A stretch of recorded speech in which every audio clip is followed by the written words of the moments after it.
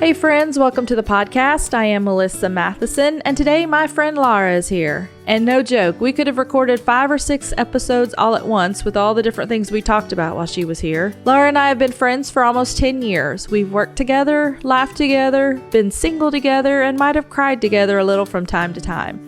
She is an Enneagram 3 from the inside out and the outside in, and my life is richer because of her friendship. So grab your coffee and join us at the table. We're talking about creativity, running a business, and the meaning of color. Today on What's Next, God? Because we're on our second cup of coffee We already. Sure are. We've already been talking a while. This is my 2.5. I'm already... It's a progressive cup. A progressive cup. And because we've already been talking for a really long time. We should have hit record 2 hours ago. But a record button per hour for sure. Yeah, we could probably have already done three episodes. We've actually got 2020 covered in way of content already. We do. You're gonna have to be a regular with me. Yeah. I can already see there's gonna be certain seasonal things part that 1, part 2, you're part gonna 10, part 12. We're gonna need updates because yes, because yes, we are. You live in transition. Just a queen of transitioning. All those fun things. So we're big coffee drinkers, me and Laura. Mm-hmm. And are you're a French press at home? I'm actually a pour over at home. I'm a pour over. I have multiple French presses. I'm a fan of the French press, and I will do that if there's more than one person drinking coffee. You'll do French press? Yes. Okay. Mm-hmm. But if it's just you at home, I have a single pour over. You're a pour over kind of girl. It's part taste. I enjoy the taste of the pour over, and part convenience because it's immediate gratification. You put the pour over in, and it's immediately in your cup, and you're good to go. When you used to come to the office and bring fancy coffee. Yes. Are you still doing fancy coffee at home? I am 100%. What's your fancy coffee right now? I am a blueberry coffee drinker. I actually am a blueberry coffee evangelist. I have brought many people into the blueberry coffee fold. No, I every day, Melissa, I literally drink it 7 days a week. It's part blueberry coffee is all you drink every day. It's part blueberry and part regular. Okay. So it's a half brew, half blueberry, half Pike's Place. Oh, okay. So every day in my pour over experience, or if I'm at the office, that's what I do every single day. That's how I learned to like black coffee, because I do have creamer, have heavy cream. Heavy cream. You're not doing flavored creamer. I don't like sweet coffee. I haven't liked sweet coffee for years. But how I learned to like it black, and 90% of the time I drink it black, is with my blueberry coffee. It's the best thing. So there are no coffee shops in Hamilton, Alabama, where we live. So we have to get creative at home with our fancy coffee. And we do. But if you were going to go get a great coffee because you were out somewhere shopping for the holidays, where are your favorite coffee places nearby? Okay, this is going to sound typical, because I when I like something, I stick with it to make it good and convenient. And I'm a Starbucks fan. I am. I don't like pumpkin spice lattes, but I got on the pumpkin cream cold brew kick. Oh, and can we talk about the pumpkin cream cold brew? I fully went there. I'm all in. If it wasn't cold now, I would want one right this second. I don't like the pumpkin spice, the spice part of the pumpkin spice latte, but the pumpkin cream cold brew, I like the ice and the cold, the sweet. I can do that. Like the creaminess. It's just a good experience. Because it's not heavy. You are just drinking the iced coffee with the pumpkin cream on top. Right. And then if you want to mix it in, you can, but you have that option. But it's not too heavy. Pumpkin spice lattes are too heavy for me. They just feel too heavy. Yeah. If I'm going to do a latte at Starbucks, I do a coconut milk latte. That's what I do. Do you do any flavor in it? I don't. Just coconut milk. Coconut milk latte. I keep it simple. Hey, because you're doing no sugar. Tell me what you're doing with your food. So I've been on a food journey. To call it that. Yes. So sugar and I do not mix well together. So if there's anything that's like for sure not going to be in my diet for a long period of time that is a good idea, is just not let any sugar in. So that's like that's been a pretty steady thing for me for the past 2 years. I did keto, I've lost 50 pounds in the last 2 years. You look incredible. Well, thank you. I didn't, say that to give that plug and need that compliment, but I appreciate it. But part of that was I was already gluten-free for a very long time. Yes, that's remained I knew the same. you've been doing food restrictions for a while, certain things. So no gluten now for over 5 years. But I discovered sugar, and we all know sugar's not the best thing for everyone in large quantities. So when you're saying you're avoiding sugar, are you avoiding carbs that turn to sugar when you eat, or are you just doing no sweets, no chocolate? Low carb is my sweet spot, I would say. Okay. So the things that make those good decisions for me, or I'll say this, making the decision to not eat chips when I go to a Mexican restaurant, or not buy tortilla chips when I want to just eat dips all the time. Which we used to do. Yes. We used to say eat guacamole. Lots of guacamole. All the time. Are you still running? I know you were running for a little while. I'm not running. Oh, and you used to ride a bike a lot too. I do ride I love bike riding. So the weather I'm not an outdoor cardio person when it's cold, and so I'll get back in my desires to get back in the gym. But when it's spring and summer and like early fall, I want to do stuff outside. So run, walk, bike ride. In the cold, I will utilize my gym membership that's still active that I hardly ever use and do that. Okay, I have a confession to make about my gym membership. Do tell, Melissa.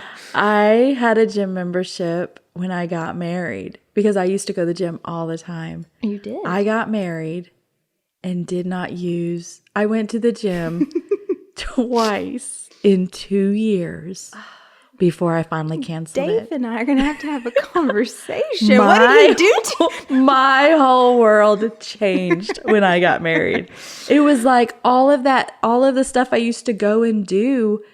I had a husband now, and I wanted to just stay home. Is that with what's him going to happen and to me when I get married one day? All these things are going to change. What? Tell me, help. It doesn't have to happen that way, Laura. It doesn't have to. But that was my story, and so I paid for a gym membership for 2 years that I only used twice, and I feel I did not steward that well. I don't have a big life change like that to excuse my non-usage of my gym membership. And it has had many years of lying dormant when I wasn't working on losing 50 pounds. So but you hold on to it because you think I need this. I might do this again really soon. I have great intentions. 100% good intentions. Don't always get to do it. Okay, you mentioned you're single, so I want to tell people a little bit about you because we might find you a husband, Laura. Lord, if this is your will for this to be the outlet for this to happen, not my will, but yours be done. Oh God, whatever you have. I mean, whatever he wants to do. I will put no limits on God. 0 limits on how the Lord works. We are just kidding. Do not come stalk my friend Laura. Listen to Melissa. Just let her speak. No. So, and the reason we can joke about this is because there was a season there where, so we live in Hamilton, Alabama with less than 6,000 people. Yes. And here we are, we had an incredible friend group of single girls, lots of us. Us in our 20s and 30s, just living and thriving. Living, loving, traveling, just doing it all. And then we all some of us just all started getting married One and by having one. babies one by one. Moving by one, and shifting by and changing. One. And so we've had a long history. I've known you more than 10 years. And so we've had a lot of good times over the years. So many good times. So many times. So, and Laura actually helped me with my wedding. I sure did. You've actually helped a lot of our friends with their wedding. So Laura is super creative, very creative. Love creativity. Talented, an artist. You are our chief of staff for the Ramp School of Ministry here. So she is smart, and thank you. You are very smart and very administrative and can lead people. And how long have you been doing that with the school? My 9-year work anniversary was just yesterday. So I've been with the Ramp School of Ministry for 9 years. And what do you do every day? Like what's a regular day look like for you? Yeah, so as the chief of staff, I oversee our team and our programs and departments on an operational level. So that looks like lots of emails and lots of meetings and being infused in the students' lives as well in different capacities. So it's like I get to see the day in and day out big picture of what RSM is doing to develop and educate these students. And I'm, from that bird's eye view, making sure all of the pieces are working together to make that happen. So that looks like a lot of different detailed tasks as well as like big picture project, managing, facilitating, communicating, all of those pieces to make all of it work together. This is why you don't have a husband yet. I don't know how you have time because you've also really been going don't. to school online. Yes. And you just stay busy. Very full. I'm the type of person when I put my head on the pillow at the end of the day, I want to be exhausted. Whether that is healthy or not. I don't know. It's not. It is healthy in the sense of I live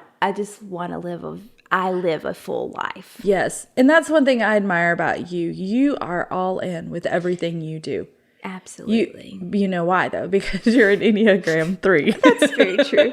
It is like quintessentially I am my the 3 achiever. The 3 is strong. My wings are very strong too. I'd say my true. 4 and my 2, they like to take turns and they're very polite. Like my creative zone will get in full-fledged activity and then they'll hop over to let's make this happen for everyone around me that I love, and it's going to be so great. So it's just a big smorgasbord of it all.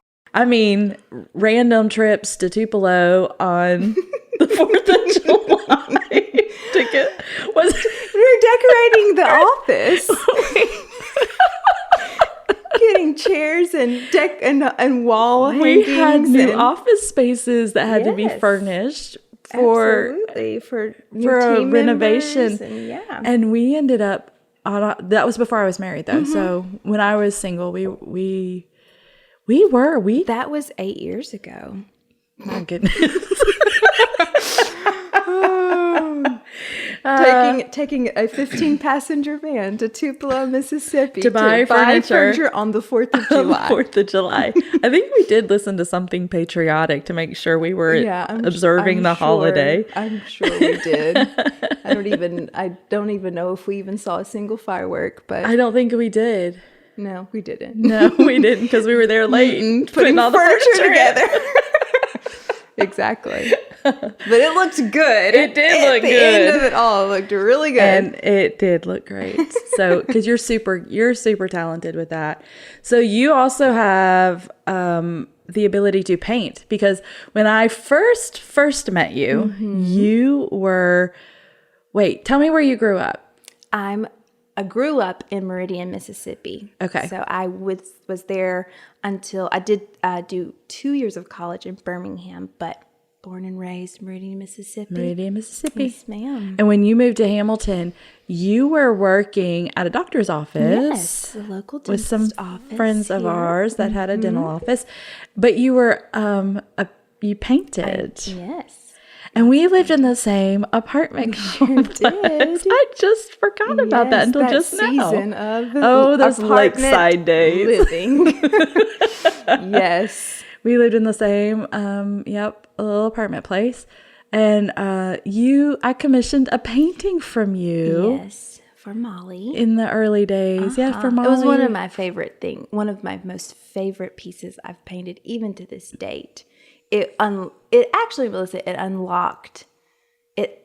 In hindsight, I can see getting to do that and seeing it come out the way that it did, because you wanted it to be something that was meaningful to her for her birthday. And the scripture that came and the image, I can see it right now in my head. It showed me that I had something that God put in me to do that for people, to even like speak into people's lives, his word, his destiny for them. And it was a part of that unlocking that I could see that I could do that. Yeah. It was really, it's special. Well, we still actually have that painting, which is a miracle. That's because a miracle. If you're really not familiar, if you're listening and you're not familiar with our story, we had a storm come through and we lost our home here and almost all of our belongings from a tree that fell on our house. But that painting is one of the things that we salvaged from the storm. It really is a miracle when you see pictures of what happened to your house and where the tree landed. It was those rooms. That piece was in that room. That room that was demolished the most. I mean, it was just like a given. Like I remember when we talked about it, just in those following days, knowing that piece was not going to survive, but then y'all ended up finding it. It was like, this is only the Lord. Only the Lord could have done that. And this is not a little painting. This is a very big, it's like, I think 24 by 36. 24 by 36 canvas that she had painted. And we were going through some of the stuff we were trying to salvage out of the house. And there was this painting. And it was a miracle. And I was like, oh, Laura, we still have the painting. It's such a sweet because it was such a beautiful, I love how you painted it and how just how beautiful it was for me to give Molly for her birthday. And I love that we got to save that. I got to be a part of it. So I wish you did more art.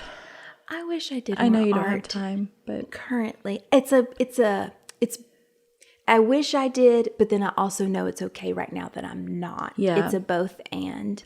But you had a big season where you were doing a ton of art. There's definitely been ebbs and flows of that in my life for sure. Yes, of course, we just talked about being a part of RSM, but there was a season where I stepped back from RSM in 2013 and did art full time. So that was like a lot of art doing every single day. I stepped in that season with the heart and the intention of I'm going to be an artist and I'm going to make art. I'm going to sell art. I'm going to live off of my paintbrush. What made you decide to do that? So you quit your job and decided you were going to have your own business and do art. Yeah. Why did you do that? I wanted to create. I was at the time within RSM in a full-on 100%, and just an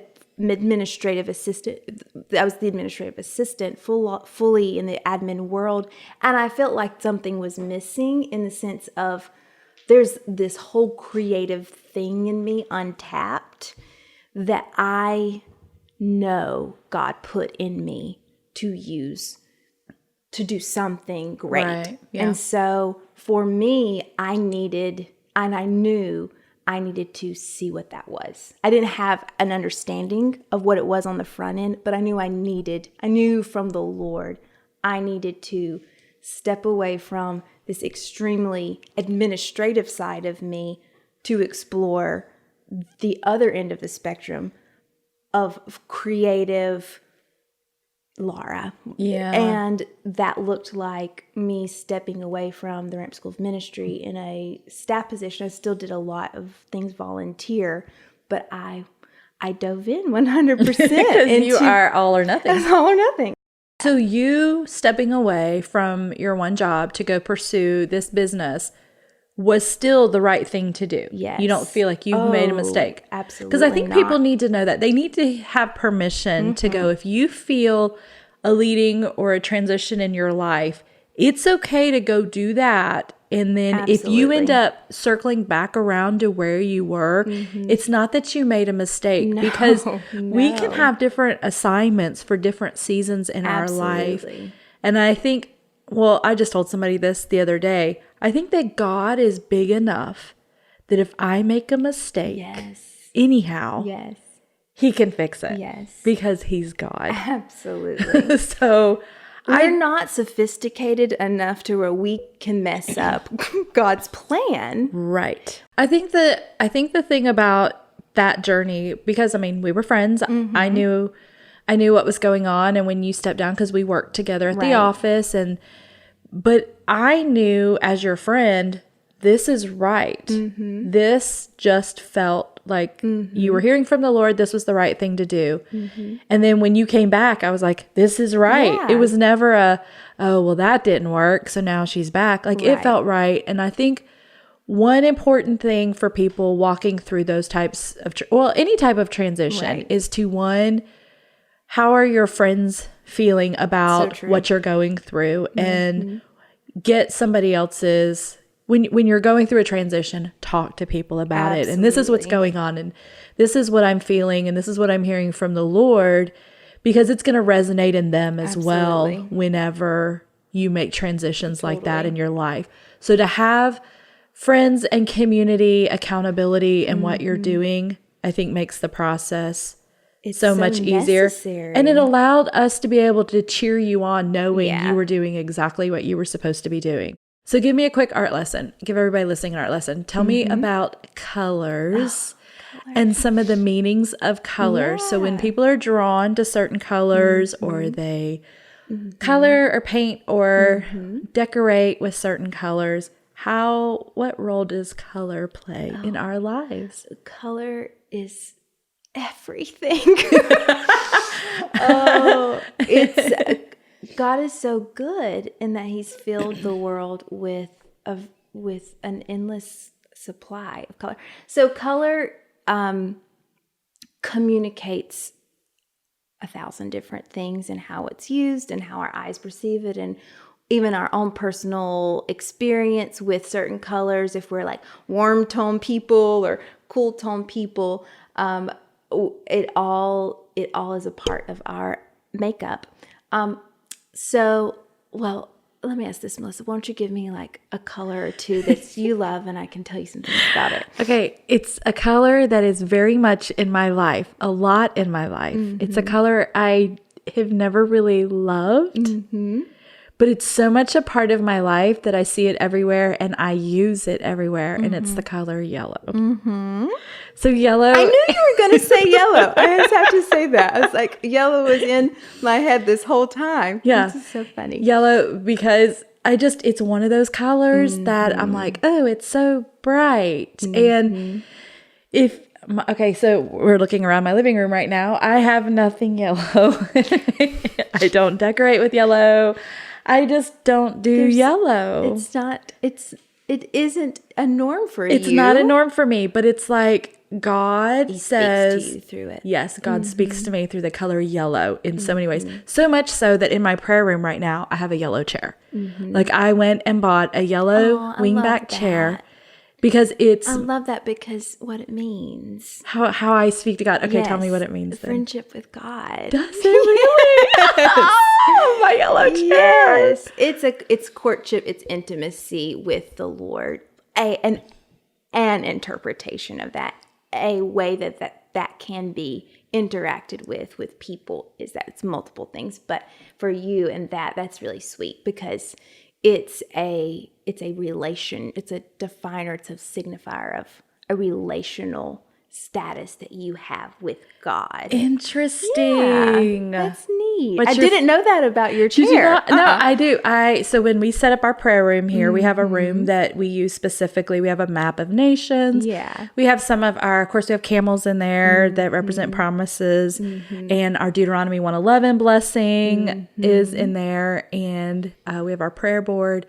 And it's where we pray. And so when we were building this house and I was going to get a chair for in there, I didn't really go buy a yellow chair, but I was like, I think I'm supposed to have a yellow chair in here. And I was like, I am really about to go find a yellow chair and put in this room. Like I knew that a yellow chair had to go in that room. That's so neat. I love but that. it was just because it's one of those ways that God speaks to me through the color yellow. Yes. So I didn't know that people made yellow chairs, but I found a very bright yellow wingback chair. And it speaks. In my prayer room. I love that, Melissa. I didn't know that. Yeah. I love that. What's one of your favorite colors? My favorite colors. Well, I am a blues and greens kind of girl. Yes, you I love are. aqua. It's the best color in the whole world. No, I do. I love blues and greens. I love cool tones. I'm super drawn to those all the time. And in way of like significance for me, I've always been drawn to that color for sure, and variations of blues and greens. It's just, but I love growth. Like even going back to the Enneagram 3 element, it's like, I want to always be the best version of myself. I want to see other people grow. Like discipleship is I burn for discipleship. That's a one thing too on the Enneagram, this improving and always wanting things to be the best that they can be. So this is why you and I again connect. Why we do so well. I love that. So green would be growing. The growth. And so then blue is just that newness of greens with newness of life, and blue like revelation and like the even like the, to use a word that we use in our culture, like the prophetic understanding of God, just like his word and his revelation of what he's saying and doing now in this hour, just that whole now combining with what's to come and the growth of just all of those things. That's and how they go so well together. Yeah, and that's a vein of that color and what it speaks, and it's light and it's fresh, and I find it of course makes me think of the beach and the ocean, and I just the peace of that. I think of peace reality. with blue. Yeah. What about the color red? So red is not something I am always drawn to personally, simply on the aesthetic side, but in way of its meaning it's so powerful.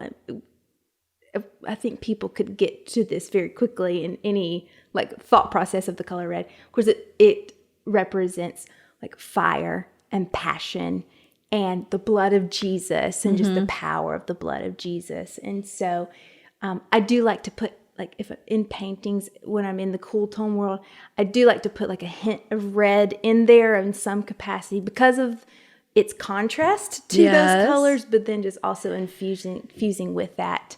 So I just had a thought, what if red were an Enneagram color? What number? Because a number is coming to mind.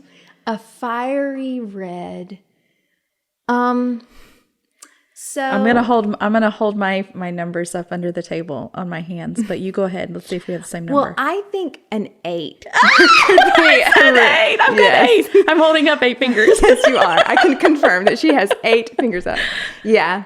An 8 in their like intense health, state, in health. Because they are passionate and leaders, and they are.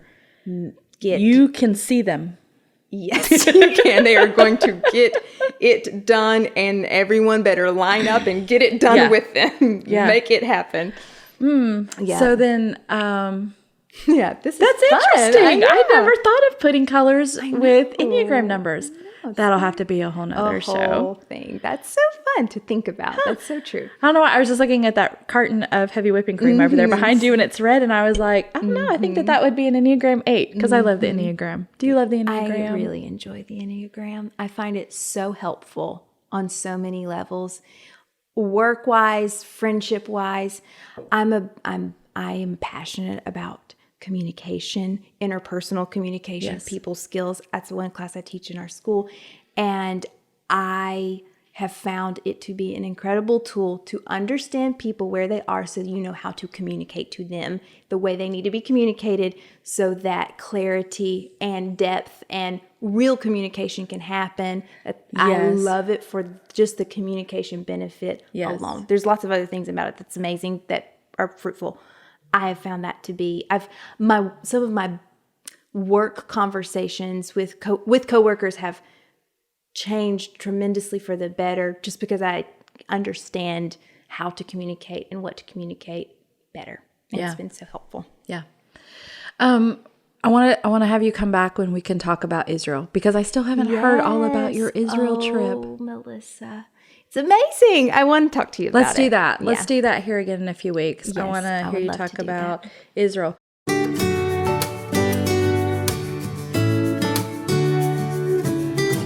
My girl, Laura. We always have the best talks over coffee, and you better believe we're going to have her come back soon and talk about some of our other favorite things because she is one of the most amazing, gifted people I know, and I want you to get to know her better. If we're not yet connected on social media, let's be friends. You can find me on Instagram or Facebook under the name Melissa Matheson. That's math, like 4 + 1 = 5. I before E, son, S-O-N, as in my 17-year-old son who may have accidentally thrown his wallet away and is currently digging through the garbage can in the backyard looking for it. Y'all, please pray he finds that wallet. Friends, I hope you plan to join us each week on Mondays and Wednesdays as we sit around the table, have a cup of coffee, and talk about what's next, God.